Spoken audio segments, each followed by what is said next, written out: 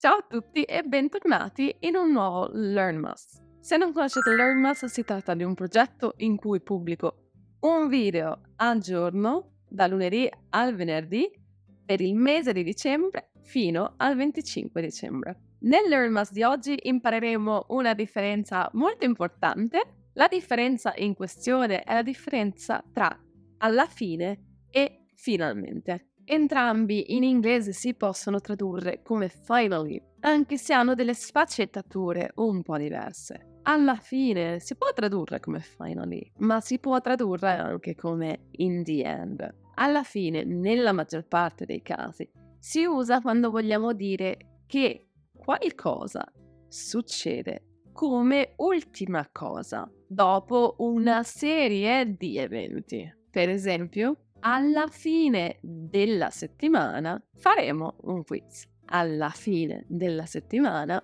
faremo un quiz. Come vedete, qui indichiamo che alla fine dei giorni della settimana noi faremo il quiz. Alla fine di una serie di giorni. Alcune volte viene utilizzato senza specificare di quali eventi si tratta, di quali avvenimenti. Per esempio, se io vedo un amico che non vedevo da tanto tempo e voglio domandare se dopo il tanto studio ha passato l'esame, posso chiedere: Marco, alla fine hai passato l'esame? Marco, alla fine hai passato l'esame. Come vedete, non è necessario dire alla fine dello studio, alla fine del tuo anno accademico. Posso semplicemente dire alla fine perché la serie di eventi è già sottintesa. Passiamo adesso all'uso di finalmente.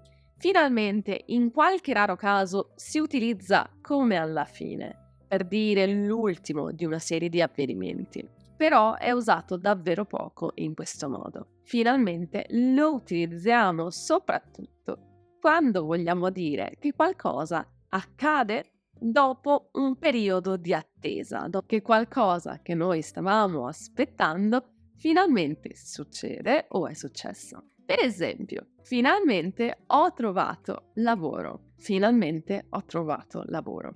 Usando finalmente, la persona che mi ascolta capirà che io ho passato un certo periodo di tempo cercando lavoro. Quindi dopo questa attesa ho trovato il lavoro. Finalmente si usa molto spesso da solo. Se immaginiamo la stessa conversazione e io dico ho trovato lavoro, l'altra persona può rispondere finalmente, proprio perché anche qui la persona era a conoscenza del fatto che io lo stessi cercando. Una piccola nota aggiuntiva sull'avverbio infine. Infine si può utilizzare un po' come alla fine, quindi per dire dopo una serie di eventi o di avvenimenti, ma è utilizzato maggiormente in forma scritta quando vogliamo introdurre una conclusione. Quindi se noi scriviamo un'email dove elenchiamo una serie di punti che dobbiamo vedere in una riunione,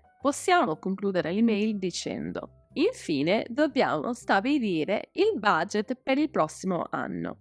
Infine dobbiamo stabilire il budget per il prossimo anno. È un po' come dire per concludere, in conclusione. Infine è un po' meno comune nel parlato, è molto utilizzato nello scritto. Abbiamo finito qui con il Learnmas di oggi, io spero che questo video sia stato utile e vi ringrazio tantissimo per averlo visto. Se il video vi è piaciuto mettete un like ed iscrivetevi al canale e noi ci vediamo nel prossimo Learnmas. A presto!